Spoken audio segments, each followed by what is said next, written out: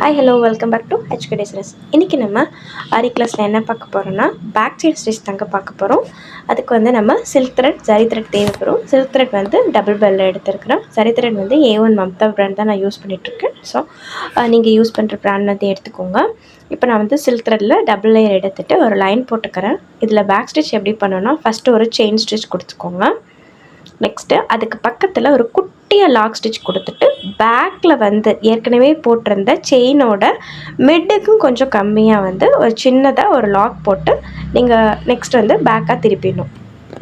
இப்போ பாருங்கள், ஒரு பெரிய செயின் ஸ்டிச், பக்கத்தில் ஒரு லாக் ஸ்டிச், நெக்ஸ்ட்டு பேக்கில் போயிட்டு குட்டியாக ஒரு செயின் ஸ்டிச் போட்டு, அதாவது அந்த செயினுக்குள்ளேயே ஒரு குட்டியாக ஒரு செயின் ஸ்டிச், மிட்டோட கொஞ்சம் கம்மியாக எடுக்கணும். மிட் வரை நம்ம வந்து எடுக்கணும்னு அவசியம் இல்லை.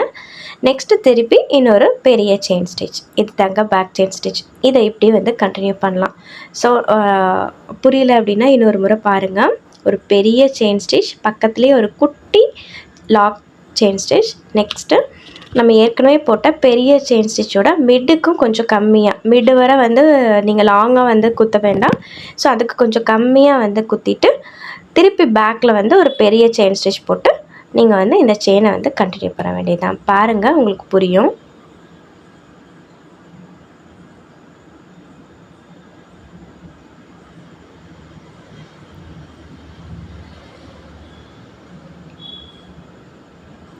செயின் வந்து கொஞ்சம் ட்விஸ்ட் ஆகிற மாதிரி இருந்துச்சுன்னா அதை வந்து கரெக்ட் பண்ணிக்கோங்க. இதே மாதிரி நம்ம கண்டினியூ பண்ண வேண்டியதாங்க. ஸோ ஃபஸ்ட்டு நீங்கள் சில்க் த்ரெட்டில் போடும்போது உங்களுக்கு அந்த கேப்பே இல்லாமல் சில்க் த்ரெட் வந்து கொஞ்சம் தெரியும். அதனால் உங்களுக்கு போடுறதுக்கு கஷ்டமாக இருந்துச்சு அப்படின்னா ஃபஸ்ட்டு ஜரி த்ரெட்டில் வந்து ட்ரை பண்ணி பாருங்கள்.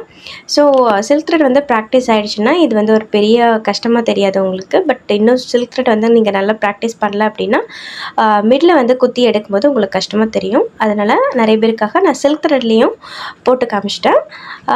ஜரி த்ரெட்லேயும் எப்படி இருக்குன்னு சொல்லி பார்த்துடலாம். இப்போ பெரிய செயின் ஸ்டிச் கொடுத்தாச்சு, பக்கத்தில் ஒரு சின்ன லாக் ஸ்டிச் கொடுத்தாச்சு. இப்போ நான் பேக் போயிட்டு பக்கத்துலேயே, அதாவது நம்ம ஏற்கனவே லாக் ஸ்டிச் போட்டதுக்கு பக்கத்துலேயே ஒரு குட்டி லாக் ஸ்டிச் போட்டு மறுபடியும் ரிவர்ஸ் எடுத்துடுறோம். எந்த டைரெக்ஷனில் போனோமோ அதே டைரெக்ஷனில் ஒரு பெரிய செயின் ஸ்டிச் கொடுத்துட்றோம். இப்போ ஒரு குட்டி லாக் ஸ்டிச், பேக் போயிட்டு ஒரு குட்டி செயின் ஸ்டிச், நெக்ஸ்ட்டு திருப்பி வந்து அதே அளவுக்கு பெரிய செயின் ஸ்டிச், குட்டி லாக் ஸ்டிச், பேக் போய் குட்டி லாக் ஸ்டிச், நெக்ஸ்ட்டு திரும்பி வந்து பெரிய செயின் ஸ்டிச். அவ்வளோதான். இதே மாதிரி கண்டினியூ பண்ணிடலாங்க. இதுதான் பேக் ஸ்டிச்சு. இது வந்து நம்ம அந்தளவுக்கு வந்து நெக்கில் வந்து நம்ம யூஸ் பண்ணுவோங்க. ஸோ மற்றபடி வந்து இது நீங்கள் வந்து பீடெலாம் யூஸ் பண்ணுறதா இருந்தால் ஒரு சின்ன சின்ன பீட் வச்சு கூட யூஸ் பண்ணலாம். ஸோ நெக்ஸ்ட் வந்து பீடு வச்சு கூட நான் ட்ரை பண்ணிடுறேன், இப்போ சொல்லிக் கொடுக்குறேன். ஸோ பீடு வந்து இன்னும் ப்ராக்டிஸ், நிறைய பேர் வந்து பீடில் கூட ஒர்க் பண்ணுறீங்க. ஸோ அவங்களுக்கு யூஸாக இருக்கும். சப்போஸ் பீடு இன்னும் நீங்கள் ஸ்டார்ட் பண்ணல, உங்களுக்கு பீடு வந்து பிடிக்கிறதுலாம் ஹோல்ட் பண்ணுறதுலாம் கஷ்டமாக இருக்குது அப்படின்னா கொஞ்சம் வெயிட் பண்ணுங்கள். நம்ம பீட் ஸ்டிச் வரும்போது நல்லா கிளியராகவே பார்க்கலாம். ஸோ இப்போ வந்து லாஸ்ட்டாக வந்து நாட் போட்டு முடிச்சிடலாம். நாட் எப்படி போடுறதுன்னு வீடியோலாம் நான் ப்ராப்பராக வந்து தனியாகவே நான் அப்லோட் பண்ணியிருக்கேன். ஸோ இந்த சேனலை வந்து ஃபஸ்ட் டைம் பார்க்குறீங்க அப்படின்னா ப்ரீவியஸ் வீடியோவும் செக் பண்ணி பாருங்கள். ஸோ உங்களுக்கு ஸ்டார்டிங்கில் இருந்து ஆரி பண்ணுறது வந்து ரொம்ப ஈஸியாக இருக்கும். இப்போ வந்து நான் வந்து பீடும் எப்படி யூஸ் பண்ணுறதுன்னு சொல்லித்தரேன்.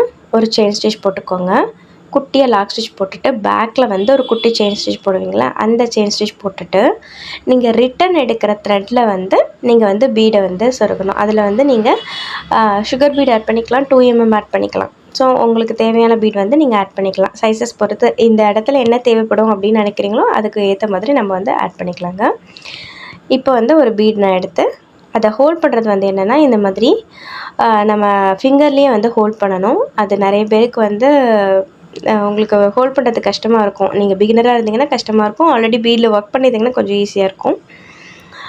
ஸோ இப்போ பாருங்கள், ஒரு பெரிய செயின் ஸ்டிச், குட்டியாக ஒரு லாக் ஸ்டிச், திருப்பி பேக் போயிட்டு ஒரு குட்டி லாக் ஸ்டிச்சு, நெக்ஸ்ட்டு த்ரெட்டு வெளியே எடுக்கும்போது, அதாவது ஒரு பெரிய செயின் ஸ்டிச் போடுறதுக்கு முன்னாடி த்ரெட்டை வந்து எடுப்போம்ல, அதில் வந்து பீடை வந்து நீங்கள் இன்சர்ட் பண்ணிக்கலாம். இன்சர்ட் பண்ணிவிட்டு இப்போ அந்த பீடுக்கு ஒரு குட்டி லாக் ஸ்டிச் போட்டுணுங்க. ஸோ அதை மறந்துடாதீங்க, அப்போ தான் அந்த பீடு வந்து ரொம்ப மூவ் ஆகாமல் இருக்கும். இப்போ பெரிய செயின் ஸ்டிச் போட்டுக்கோங்க, பெரிய செயின் ஸ்டிச், குட்டி லாக் ஸ்டிச், நெக்ஸ்ட்டு வந்து பேக் போயிட்டு நீங்கள் இன்சர்ட் பண்ணி த்ரெட்டை எடுக்கும்போது அதில் பீடை சொருக்கி பீடை வந்து ஒரு லாக் பண்ணிவிட்டு நெக்ஸ்ட் ஒரு பெரிய செயின் ஸ்டிச். ஸோ பாருங்கள், புரியும்.